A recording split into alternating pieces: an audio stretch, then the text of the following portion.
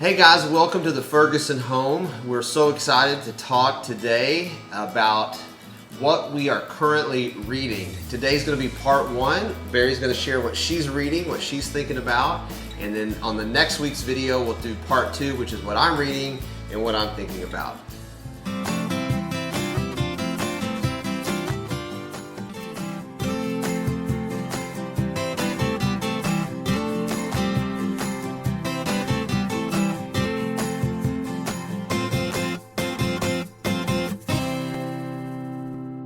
Hey, welcome back to the Ferguson home. We're so glad that you're with us this week. We just really appreciate all of you who watch and all of you who subscribe. And if you're new to the Ferguson home, we'd love to have you subscribe to our channel and to comment on these videos. So just let us know what you're thinking about, what you think about these videos that we're shooting. And before we talk about what you're reading, can we talk about your book addiction?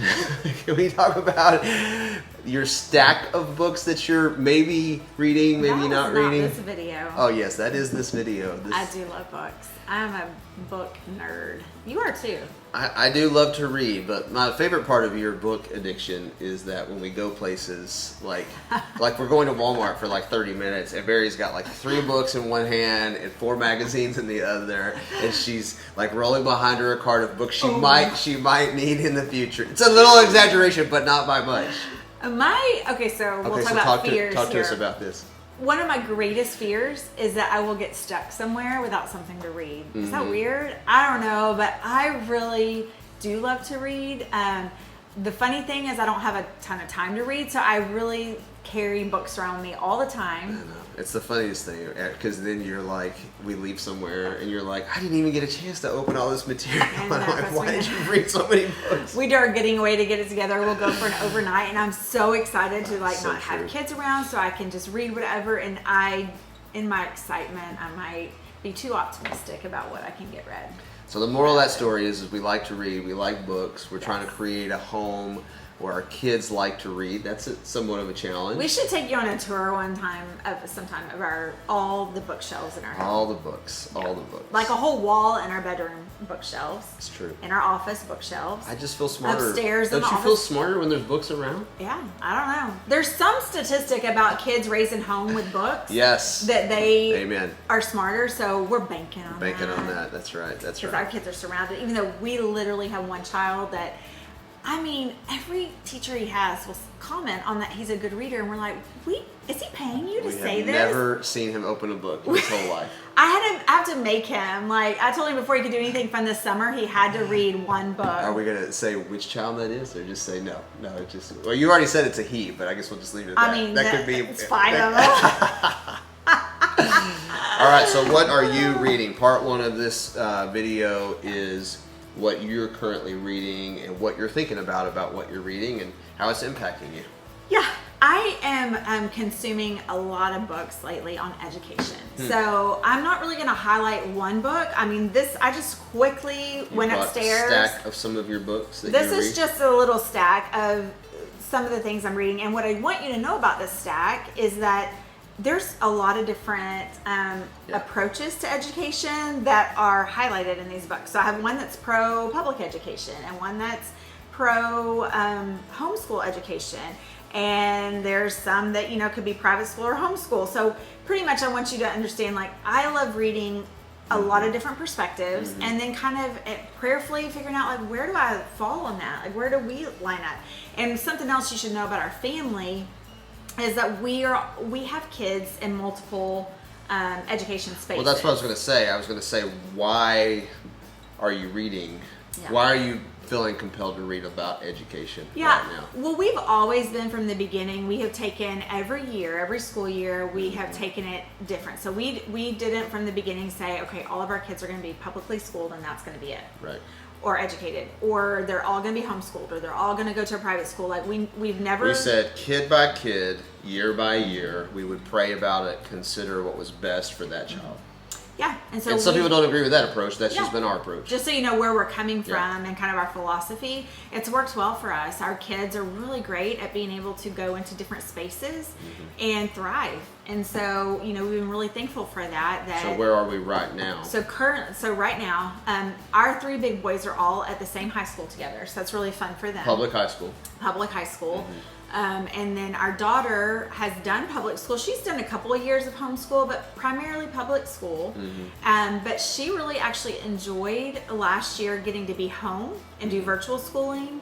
And so she just kind of prayed about it over the summer, and she's getting to she really loves volleyball, so she's on a volleyball club team, and so she's getting her athletics in there, and then decided like, hey, I want to explore opportunities to come home. And I've been really talking a lot about classical education for these past couple of years as I'm learning more and more. Our 2 youngest are in a program called Classical Education. Do you want to let them in real quick? Hold on. Called Classical Conversation, and I love it. If you've never studied the classical education model, I just challenge you to just study it. There's one that is a super easy read that I have right here called Classical Education Made Approachable. And it's just a quick book, but it's really helpful. So anyways, I've loved that. I've talked about it all the time. So I think Brindley was like, okay, I'm going to try it. So she's in Challenge A Classical Conversations. She goes for a full day by herself. And so she still gets that time with peers. And then she does a deal called One Day Academy where she gets like Algebra 1 and Spanish 2. So it's kind of a mod podge. And then our 2 youngest are strictly classical conversations. So and then 3 in public school, do some 3 homeschool. 3 homeschool, yeah. Okay. So that's right. So that's kind of why I am always reading about education. But I think in this climate lately, really we came back to the homeschool arena really with one of our kids who was struggling with anxiety and some other stuff. So we had pulled him out. I had to quit work to be able to educate him.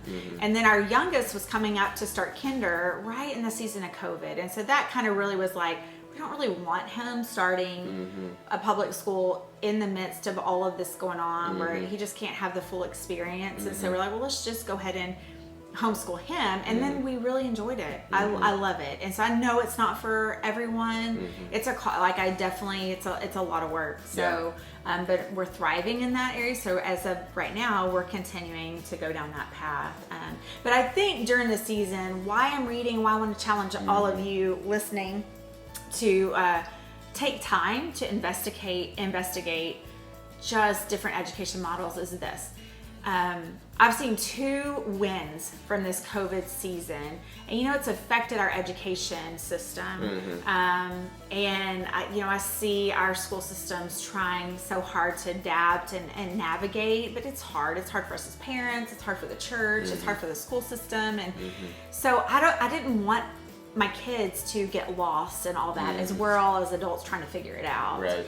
And so that really has prompted me to study more. And I see a lot of families, I see them like an awakening almost. So there's a lot of bad that's come out of the COVID season, but I think a win is that for us as parents, we're kind of like picking back up that responsibility that's ours to begin with. Like So that's huge. Yeah, we're in charge of their education, and it's really easy. I love it. I've loved it when all of our kids were in public school and I didn't have to really think about it. Yeah. I mean, that was great. But that's just not the season we're in, I feel like, right now. And so, I don't know, I love seeing these parents that are really starting to kind of own the fact that, okay, wait, I'm in charge of my kids' education. I don't have to panic that we're not able to figure it out totally how to navigate the COVID season in education. We can take ownership. So that's been good. So that would be one of our big encouragements to parents from even just this discussion, the books you're reading about education, is whatever method they use, public, private, homeschool, hybrid, whatever, that whatever method they use, that they really step into a position of owning the education of their kids. Yeah, own it. Ask questions. Read books. Read differing opinions. So if you we grew up in public school and we loved our public school experience. His parents are public school teachers, and so But that didn't keep us from researching the other opportunities available. Because again, this is a new season of life. It's not the same as when we were growing up. Our kids are all different, and just like our older three are thriving in public school right now, and they really are. We have a couple that wouldn't. And so I just think that because of that, because each of your kids are unique, the season that we're in our culture is hopefully it's unique and going to pass fast, but it hasn't. We've been here for a while. So we need to learn to adapt and adjust, and to just remember we are in charge. And we have to own it as parents, that we are responsible. When we had children, we took on that responsibility, and we cannot delegate it to the government or to the school board and get upset whenever it's not working out the way we're wanting it, but that we have freedom to adapt, so. Well, and that's good. And I would just add to that not only are we the primary responsible party for the education of our kids, the development of their mind, but I think too, part of what Barry's saying is we have a strong conviction that we are the primary shapers of our kids' spiritual life and their worldview. And what we mean by that is not just the shaping of their mind, but also of their hearts and their affections and what they love. And so we would encourage you, again, whatever education model that you use, just realize that a big part of what's going on is worldview development. Worldview is the lenses you wear through which you see the world. And if you've got your kids in public education, part of what Barie mentioned is this pandemic has turned everything upside down. But I think we're all under kind of this idea that in the next year or two, some of that's going to pass. We'll be in a new season. The pandemic will be in the rearview mirror, and we'll look back and go oh, can you remember all those conversations we had? But this worldview conversation will not be in the rearview mirror. This will continue to be an issue for Christians specifically, and so we want to talk to those parents of you who love Jesus, love His Word, are following Christ, and are trying to figure out, how do I raise my kids to do that? And just understand, if you're whatever environment you're going to be in, do not hand off the spiritual formation of your children to somebody else. And that's where, if you're in public school, you need to know how they're being formed, because you need to, through your development at home, you need to counter that. You need to be stronger than what they're getting in public education. If you have them in private Christian education, do not delegate their spiritual formation to that Christian teacher that's there and say oh, they're getting all they need at school. We don't need to do anything at home. That is a mistake a lot of Christian parents make, and that has consequences. If you're doing homeschooling, make sure that you're not just working through the curriculum, but you're showing them a love for Christ and His Word through the curriculum. So we want to be a voice in your life that just says, whatever method you use. Barry's saying, yes, take ownership of their education, and I'm just saying, make sure you take ownership of their spiritual formation through whatever method you use. Yeah, and I think ask the questions what is the purpose of education? What is your goal for your kids? So is your goal that they have all the knowledge in the world and that they, get the best job in the world? Well, that will set you on a path.